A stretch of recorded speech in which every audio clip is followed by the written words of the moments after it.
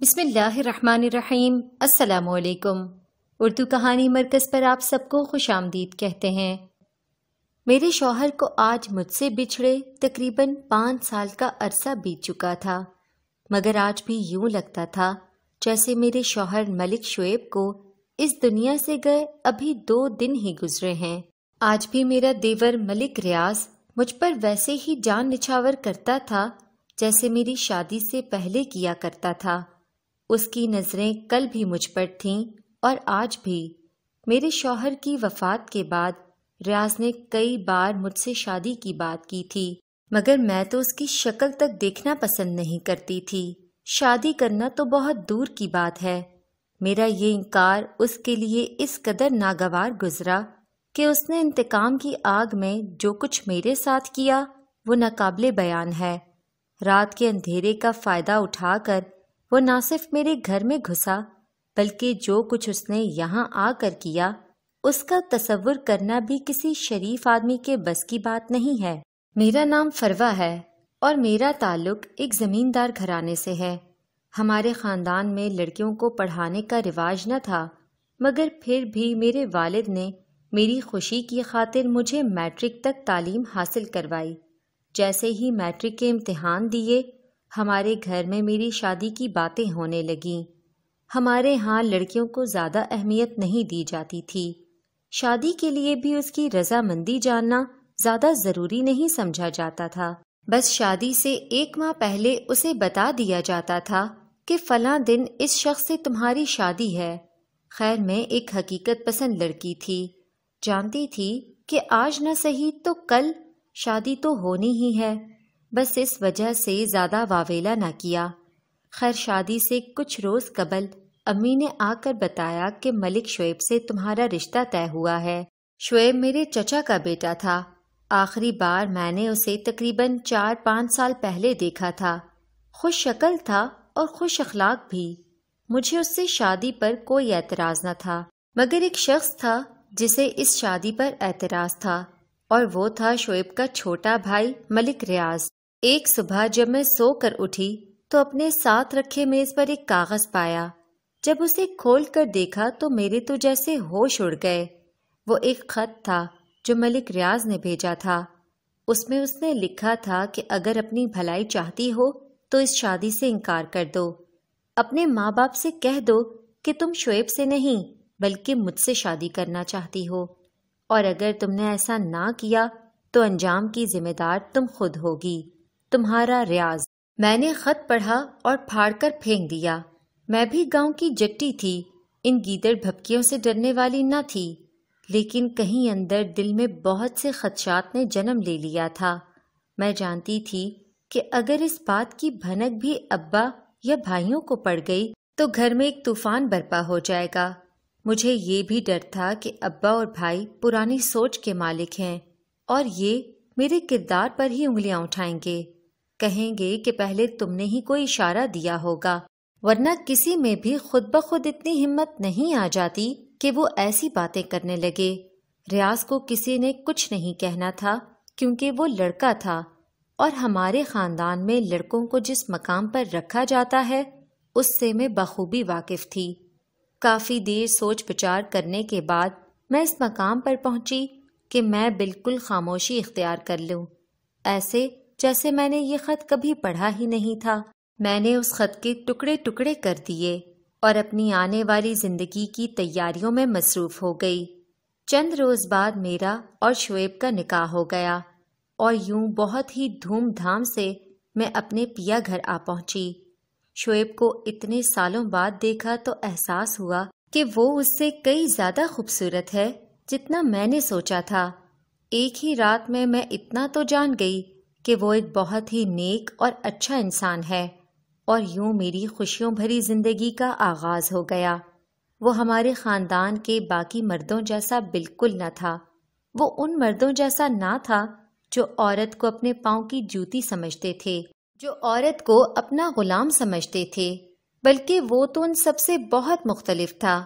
میں نے چند ہی دنوں میں یہ بات نوٹ کر لی تھی کہ شعیب جس بھی عورت سے بات کرتا بہت ہی پیار اور عزت سے کرتا۔ وہ عورتوں کو عزت دینے کا قائل تھا، زندگی کافی اچھی گزر رہی تھی۔ مجھے چچا کے گھر کسی قسم کی کوئی پریشانی نہ تھی۔ شعیب، اس کی بہن، میرے ساس سسر سب بہت اچھے تھے۔ بس مسئلہ تھا تو ریاض کا۔ ریاض میرا دیور تھا، مگر نہ جانے کیوں وہ بار بار یہ بات بھول جاتا تھا۔ اسے جب کبھی بھی موقع ملتا تو وہ بہانے سے میرے قریب رہنے کی کوشش کرتا۔ جب صبح کے وقت شعیب ڈیرے پر زمینوں پر چلے جاتے تو وہ اکثر میرے کمرے میں آ جاتا اور کہتا، بھابی حضور، کسی چیز کی ضرورت ہے تو حکم کیجیے۔ جیسے جیسے دن گزرتے رہے وہ ایسے ہی کرتا رہا۔ مجھے ان سب سے کوفت ہوتی تھی، مگر چاہ کر بھی کسی سے اس سب کا ذکر نہیں کر سکتی تھی، کیونکہ میں جانتی تھی کہ اگر میں نے ایسا کچھ کیا تو اس سے بہت فساد پیدا ہوگا۔ شعیب جتنا شریف تھا، ریاض اس کے اتنا ہی الٹ تھا۔ وہ ہر ناجائز کام کر گزرتا، اور کافی لوگ تو یہ بھی کہتے تھے کہ اس نے 2-3 قتل بھی کیے ہوئے ہیں۔ مجھے کبھی بھی ریاض کی آنکھوں میں اپنے لیے وہ پیار نظر نہیں آیا تھا جو شعیب کی آنکھوں میں دکھائی دیتا تھا۔ شعیب مجھ سے پیار کرتے تھے، جبکہ ریاض صرف اور صرف میری خوبصورتی کی وجہ سے مجھ سے متاثر تھا۔ میں اس کے ارادوں کو اب اچھی طرح بھانپ چکی تھی، بس اس لیے اب میں اس سے پوری طرح محتاط رہتی۔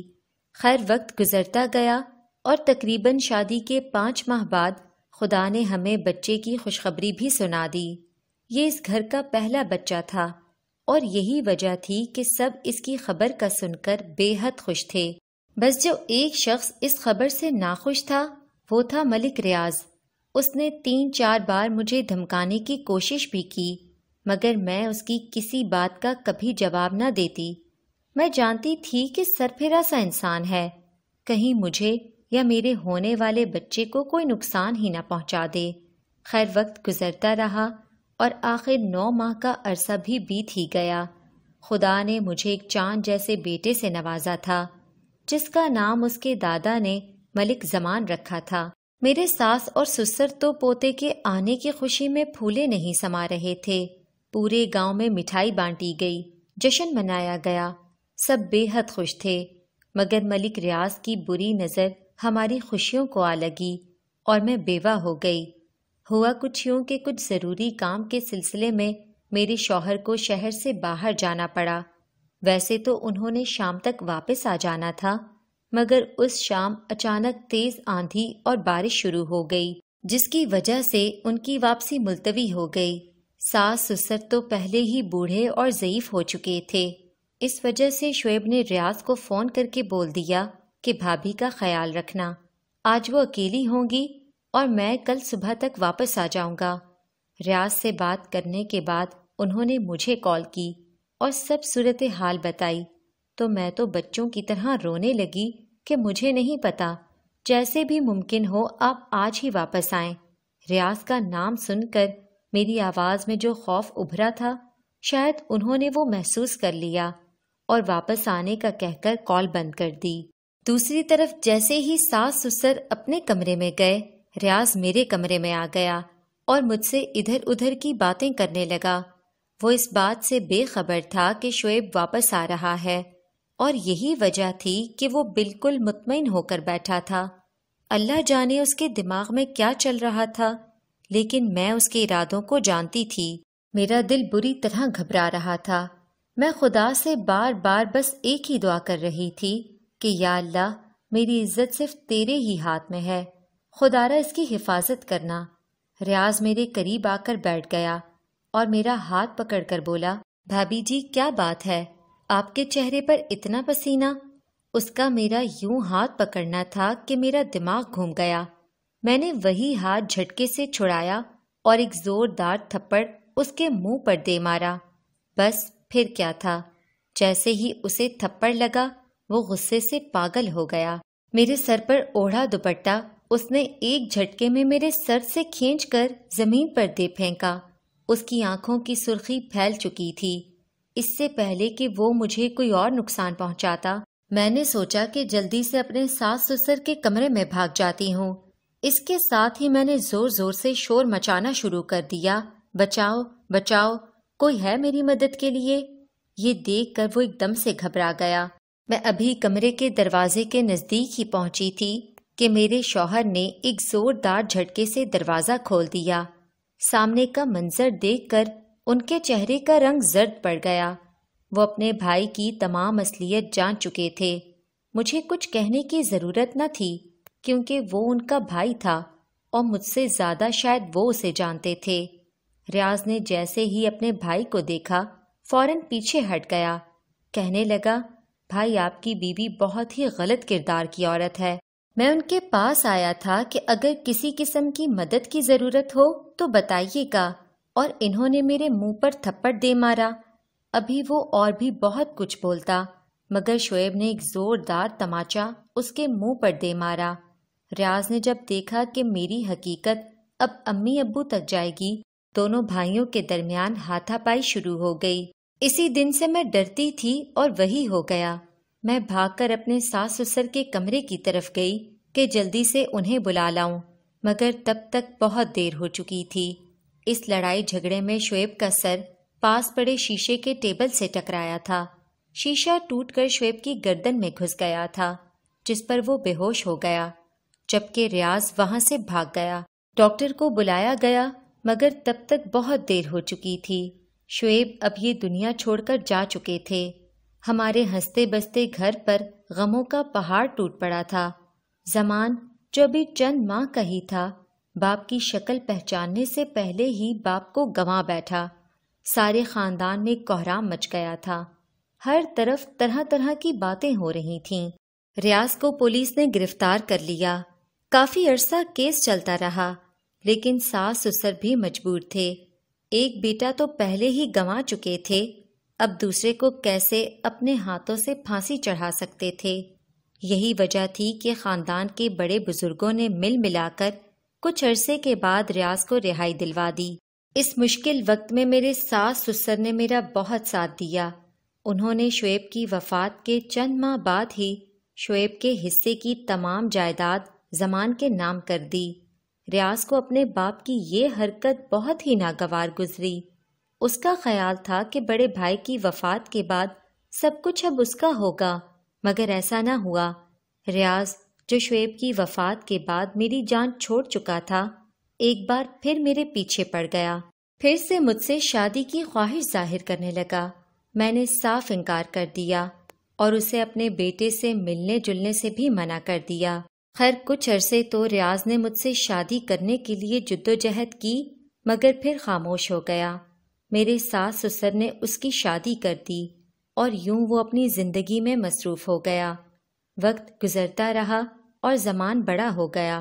اس نے گریجویشن تک تعلیم حاصل کی اور پھر اپنے باپ کی زمین سنبھالنے لگا۔ اس تمام عرصے میں میرے ساس سسر انتقال کر گئے، جبکہ ریاض نے شادی ہو جانے کے باوجود بھی میرا پیچھا نہ چھوڑا۔ اسے جب کبھی بھی موقع ملتا وہ میری زندگی مشکل بنانے میں کوئی کسر نہ چھوڑتا، مگر میں نے بھی ہمت نہ ہاری۔ خیر وقت کے ساتھ ساتھ زمان کی ریاض سے کافی اچھی بننے لگی تھی۔ ریاض زمان سے کیا چاہتا تھا یہ تو میں اچھے سے جانتی تھی، مگر وہ تو بچہ تھا، اسے سب کی سمجھ نہ تھی۔ ایک دو بار میں نے زمان کو ریاض سے دور رہنے کو کہا تو اس نے ریاض کو جا کر بتا دیا۔ اگلے دن ریاض میرے گھر آیا اور زمان کے سامنے ہی کہنے لگا، میں جانتا ہوں بھابی آپ کیوں اسے مجھ سے دور رکھنا چاہتی ہیں، مگر آپ فکر نہ کریں، میں اسے آپ کے بارے میں ایسا کچھ نہیں بتاؤں گا جس سے آپ کا نقصان ہو۔ یہ کہہ کر وہ تو چلا گیا، مگر زمان کے دل میں میرے لیے نہ تھمنے والے گھٹیا خیالوں نے جنم لے لیا۔ ریاض نے نہ جانے اسے ایسا کیا کہا اور کیا بتایا کہ وہ مجھ سے بدگمان ہو گیا۔ پہلے شوہر کی جدائی اور اب بیٹا بھی ساتھ چھوڑ گیا۔ خیر میں نے صبر کیا اور آخر خدا نے مجھے میرے صبر کا پھل دے ہی دیا۔ ریاض کو فالج نے آ گھیرا اور وہ چلنے پھرنے سے بھی قاصر ہو گیا۔ اس کی بیوی اور بچوں نے اس سے منہ موڑ لیا، جبکہ اس مشکل وقت میں زمان اسے ہمارے گھر لے آیا۔ جب ریاض نے دیکھا کہ جس کے باپ کو کل اس نے قتل کیا تھا آج وہی لڑکا اس کی خدمت کر رہا ہے تو اسے اپنی غلطی کا احساس ہو گیا۔ اس نے مجھ سے اور زمان سے معافی مانگ لی۔ اور زمان کو سب کچھ سچ سچ بتا دیا، جس کے بعد زمان بھی جان گیا کہ اس کی ماں بے قصور ہے۔ یوں زمان نے بھی مجھ سے معافی مانگ لی، اور ریاض چند دن بہت تکلیف میں رہنے کے بعد اس دنیا سے چل بسا۔ خدا نے اسے اس کے گناہوں کی سزا اس دنیا میں ہی دے دی۔ آج زمان اور میں ایک خوشحال زندگی گزار رہے ہیں۔